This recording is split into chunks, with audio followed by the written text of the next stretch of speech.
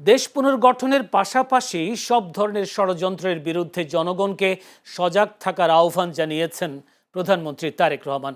মঙ্গলবার রাজধানীর ফার্মগেটে বিএনপি আয়োজিত জুলাই অভ্যুত্থানের দ্বিতীয় বর্ষপূর্তির আলোচনা সভায় তিনি এই আহ্বান জানান। তারেক রহমান বলেন, দীর্ঘ আন্দোলন সংগ্রামের পর এখন দেশকে এগিয়ে নেওয়া এবং জনগণের প্রত্যাশা পূরণের সময়। শান্তি, নিরাপত্তা, শিক্ষা, চিকিৎসা ও কর্মসংস্থান চায় দেশের মানুষ। এসব প্রত্যাশা পূরণে সবাইকে ঐক্যবদ্ধভাবে কাজ করতে হবে। জুলাই আন্দোলনকে সর্বস্তরের মানুষের আন্দোলন উল্লেখ করে সরকার প্রধান বলেন, এর সাফল্য কোনো একক ব্যক্তি বা দলের নয়, বরং জনগণের সম্মিলিত প্রচেষ্টার ফল। গণতন্ত্র পুনঃপ্রতিষ্ঠার আন্দোলনে বিএনপি সহ বিভিন্ন রাজনৈতিক দল জনগণের পাশে ছিল বলেও উল্লেখ করেন তারেক রহমান।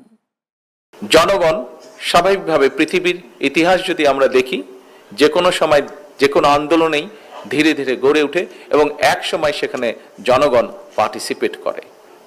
বাংলাদেশেও জুলাই আগস্ট যেটি হয়েছে, জুলাই আগস্টে যে সফলতা এসছে, এটিও একইভাবে জনগণ যখন সম্পূর্ণভাবে সম্পৃক্ত হয়েছে, জনগণের সেই আন্দোলন সফল হয়েছে। অর্থাৎ জুলাই আগস্টে যে আন্দোলন, এটি ছিল সম্পূর্ণভাবে জনগণের আন্দোলন।